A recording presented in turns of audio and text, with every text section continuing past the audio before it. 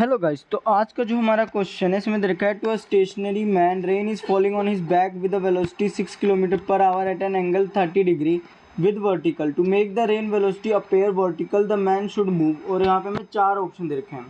तो गाइस यहाँ पे हम क्या सोच सकते हैं कि जो मैन है वो हम मान लेते हैं कि वो इस डायरेक्शन में मूव कर रहा है। ठीक है, यहाँ पे गाइस मैं ड्रॉ ही कर देता हूँ मैन को। ये गाइस एक मैन है, ठीक है, और ये इस डायरेक्शन में मूव कर रहा है, हम मान लेते हैं। ठीक है, तो अब हमें पता है कि वेलोसिटी ना क्वेश्चन में दे रखे है कि जो रेन है वो वर्टिकल से 30 डिग्री पे फॉल हो रही है उसके बैक पे। ठीक है, जो कि आप देख सकते हैं यहाँ पे डायग्राम में मैंने शो भी कर दिया है। तो कैसे अब हम क्या करेंगे, जो ये डाउनवर्ड कॉम्पोनेंट है हम इसका मैग्नीट्यूड निकालेंगे, और जो ये हॉरिजॉन्टल कॉम्पोनेंट है हम इसका मैग्नीट्यूड निकालेंगे। तो जो हमारा हॉरिजॉन्टल कॉम्पोनेंट होगा उसका मैग्नीट्यूड निकालने के लिए हम क्या करेंगे, हम लिख देंगे V X equal to 6 sine 30 degree, और वी वाई लिख देंगे हम V Y equal to 6 cos 30 degree. तो गैस अब हम यहाँ पे ना पहले वी एक्स का मैग्नीट्यूड निकाल लेते हैं, जो कि आ रहा है 3 किलोमीटर पर आवर। क्योंकि गैस हमें पता है कि जो साइन 30 डिग्री है उसकी वैल्यू होती है हाफ, और हमें क्वेश्चन में जो रेन की वेलोसिटी दे रखी है वो दे रखी है 6 किलोमीटर। ठीक है, तो गैस यहाँ से हमारा वी एक्स आ गया है 3 किलोमीटर पर आवर। अब हम यहाँ से वी वाई निकाल लेते हैं, और ये आ रहा है हमारा 3 into root 3 kilometre per our.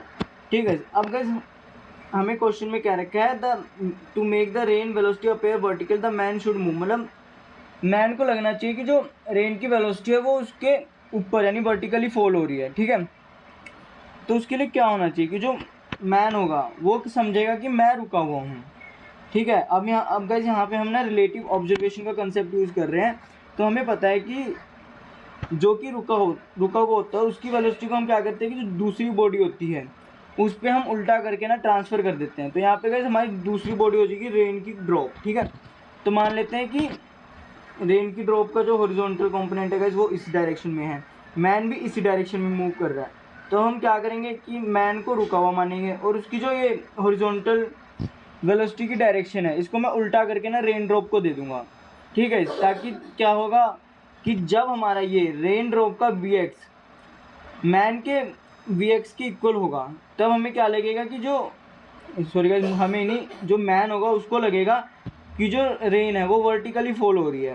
क्योंकि जी ये वाला कंपोनेंट वी एक्स ये तो कैंसिल हो जाएगा, तभी हमारा सिर्फ वी वाई रह जाएगा, और मैन को लगेगा कि जो रेन है वो वर्टिकली फॉल हो रही है। तो यहाँ पे हम कह सकते हैं कि जो मैन है उसको फॉरवर्ड मूव करना चाहिए, कितनी वेलोसिटी से, उसको मूव करना चाहिए 3 किलोमीटर पर आवर से। तभी गाइस ये इसको मैं लिख देता हूँ वेलोसिटी ऑफ एक्स एक्सिस, और ये रेन ड्रॉप की वेलोसिटी है। ठीक है, और ये वेलोसिटी है मैन की, ये गाइस मैन की वेलोसिटी है। ठीक है, तो गाइस अब आपको यहाँ से समझ में आ गया होगा कि मैन को फॉरवर्ड डायरेक्शन में 3 किलोमीटर पर आवर की स्पीड से मूव करना चाहिए। और गाइस ये मैंने समझा दिया, आई होप आपको समझ में आ गया होगा। और अगर आपको अब भी कोई डाउट है तो कमेंट सेक्शन में पूछेगा। Thank you guys.